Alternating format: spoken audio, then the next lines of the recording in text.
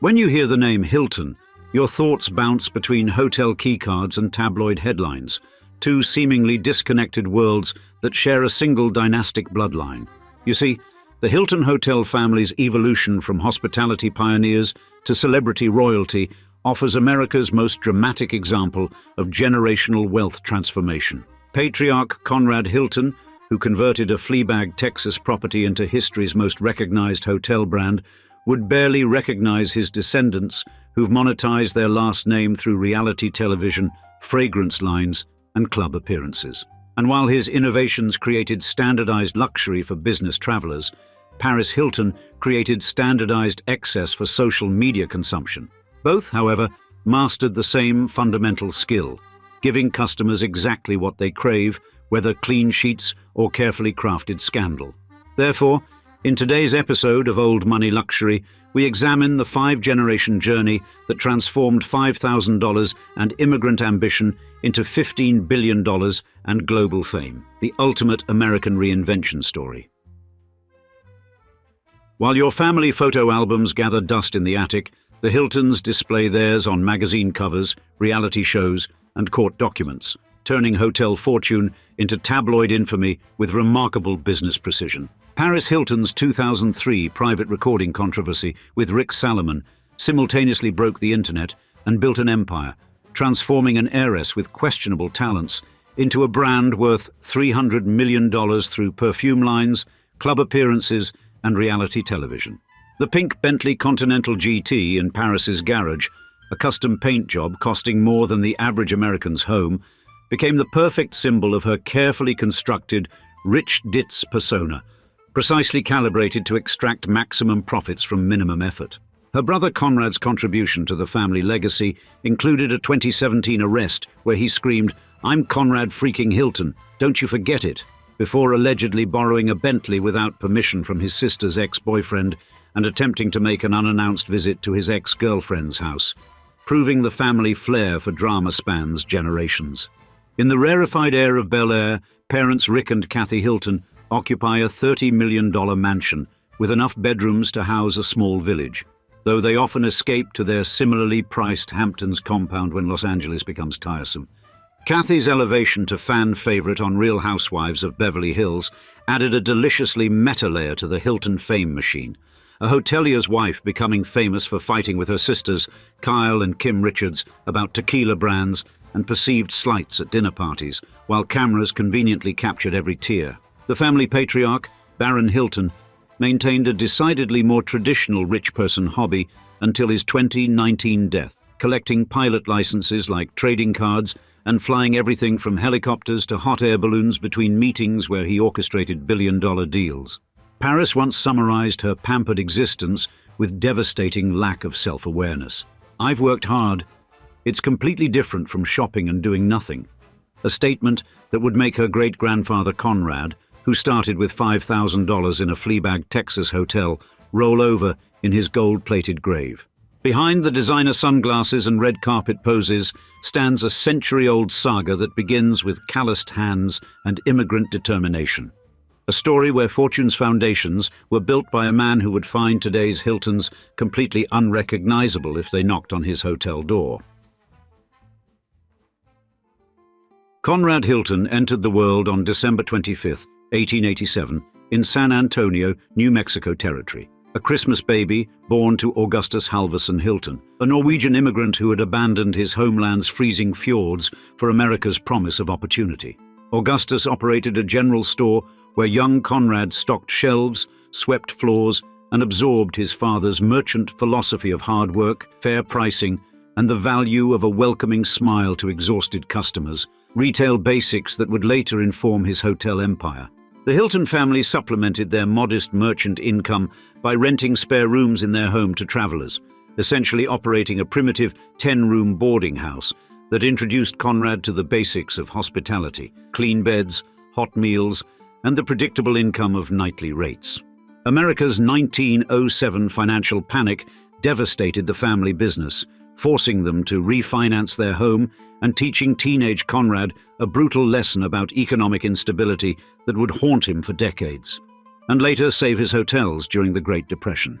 Conrad's path to wealth took a detour through the blood-soaked trenches of World War I, where military service instilled the rigid discipline and systems-based thinking that would later distinguish Hilton hotels from their more casual competitors. In 1919, a 32-year-old Conrad returned from war with $5,000 in savings, equivalent to roughly $80,000 today, and set his sights on purchasing a bank in Cisco, Texas, seeing banking as the respectable path to financial security. When the bank's sellers raised their price at the last minute, a frustrated Conrad reluctantly toured the 40-room Mobley Hotel, a rundown flophouse filled with oil field workers whose boots stained the carpets and whose crude language filled the lobbies. Where others saw a management nightmare, Conrad spotted pure economic opportunity in the Mobley's 3 daily shifts of workers who needed sleep at different hours, allowing him to rent the same beds to 3 different customers each day, essentially tripling his revenue without increasing costs.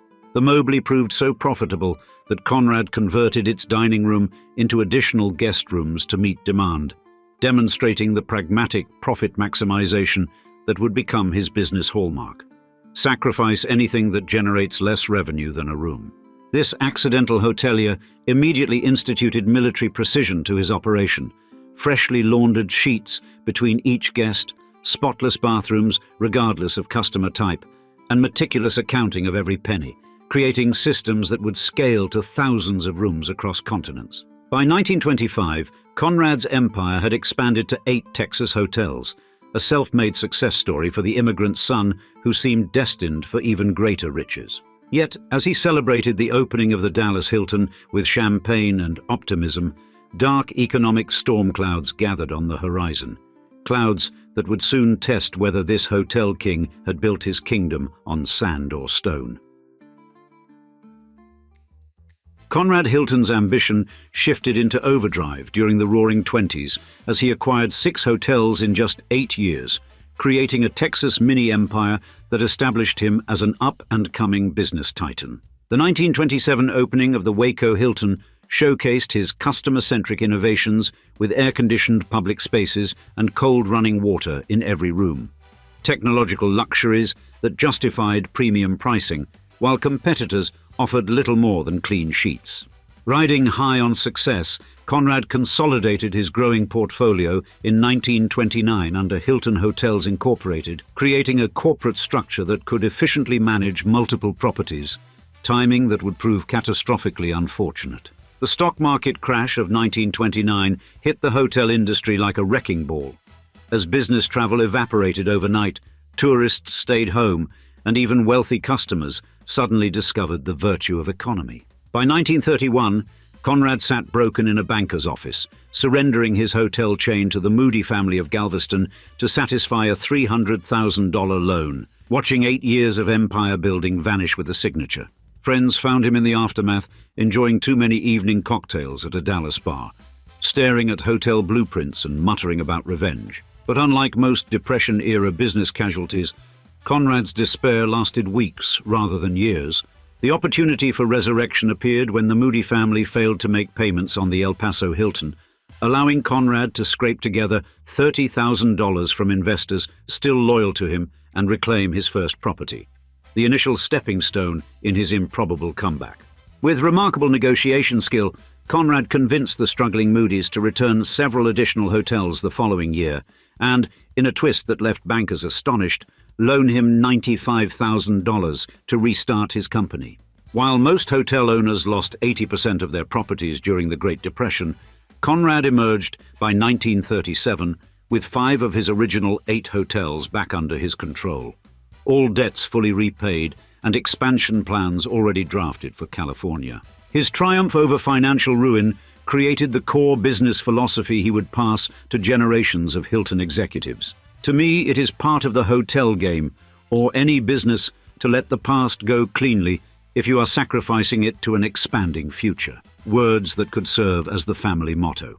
Conrad's 1938 acquisition of San Francisco's Sir Francis Drake Hotel marked his first property outside Texas, proving his Phoenix-like resurrection complete.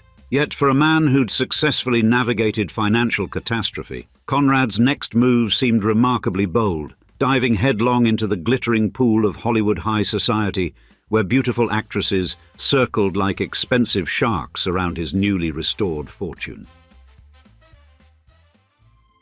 World War II created a hotel boom as military personnel, government officials and defense contractors filled rooms coast to coast, allowing Conrad to acquire prestigious properties like the Roosevelt and the Plaza in New York City in 1943, establishing America's first truly national hotel chain. Conrad's business triumphs contrasted sharply with his turbulent romantic life, particularly his 1942 marriage to Hungarian bombshell Zaza Gabor, a glamorous blonde actress nearly 30 years his junior, whose accent was thicker than Hungarian goulash. According to Gabor's later tell-all accounts, Conrad forced her to sleep in separate bedrooms, scrutinized every penny she spent despite his millions, and insisted on calling her Georgia instead of Zaza, attempting to Americanize his exotic wife while controlling her completely. Their union produced daughter Francesca Hilton, though Gabor would later make scandalous insinuations regarding her closeness with Conrad's son Nicky, creating a family controversy that made typical hotel industry competition seem tame by comparison. Conrad's dashing son Nicky created his own Hollywood scandal through his catastrophic 1950 marriage to 18-year-old violet-eyed screen goddess Elizabeth Taylor, a union that collapsed in just 8 months amid mutual accusations of cruelty, volatile behavior, and champagne-fueled arguments. While his personal life resembled a soap opera, Conrad's business instincts remained impeccable as he took Hilton Hotels public in 1946, becoming the first hospitality company listed on the New York Stock Exchange and accessing Wall Street's deep pockets to fund global expansion. Innovation flowed as freely as lobby champagne, with Hilton pioneering the industry's first multi-hotel reservation system in 1948, allowing travelers to book rooms across multiple properties with a single phone call decades before computer systems made such convenience commonplace.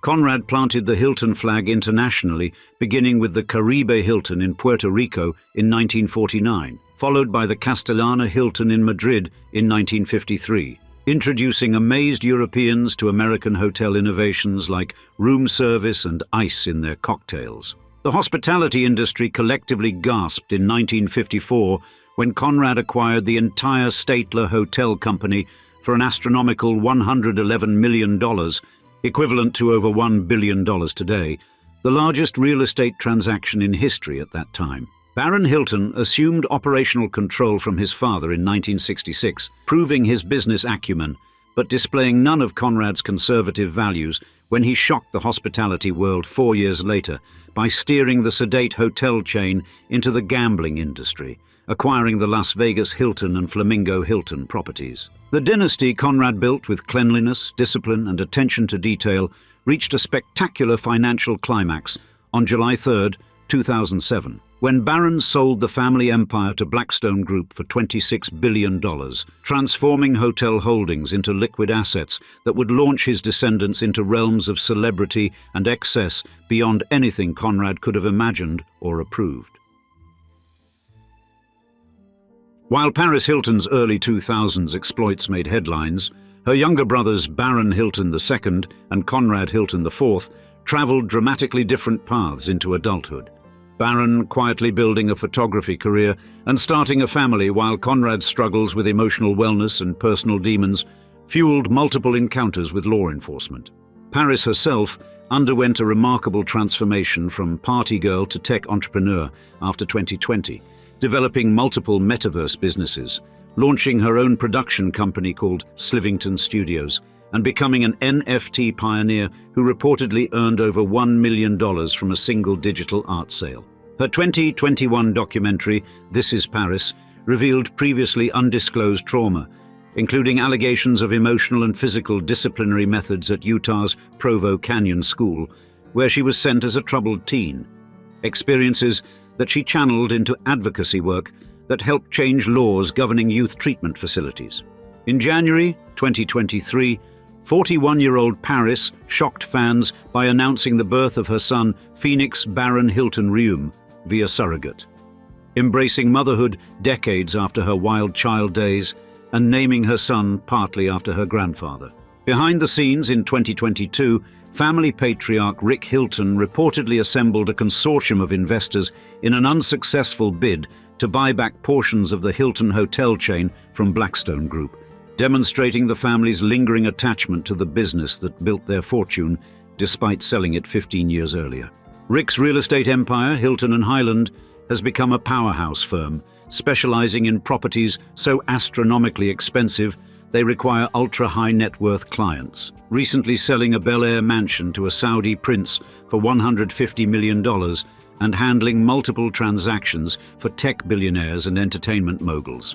Nicky Hilton's 2015 marriage to James Rothschild, heir to one of Europe's greatest banking fortunes, created a powerful transatlantic dynasty merging American hotel wealth with European banking aristocracy, producing 3 children who stand to inherit billions from both storied families.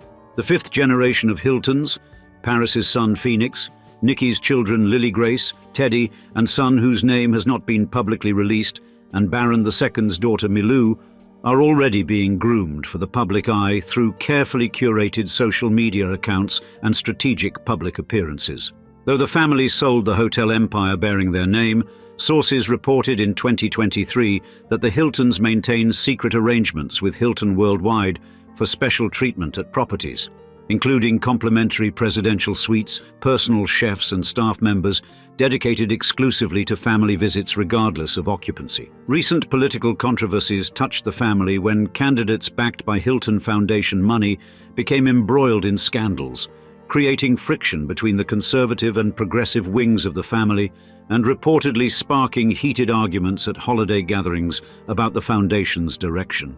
From Conrad's desperate $5,000 hotel purchase in a Texas oil boom town to his great-granddaughter's billion-dollar brand empire, the Hilton saga demonstrates America's most fundamental truth. Vision, timing, and showmanship can transform even the most humble immigrant story into a dynasty where checking into a hotel means coming home. And now, we'd love to see you in the comments. Which Hilton family member would you most want to have dinner with? And thank you for joining us for this episode of Old Money Luxury. Until we meet again, cheers.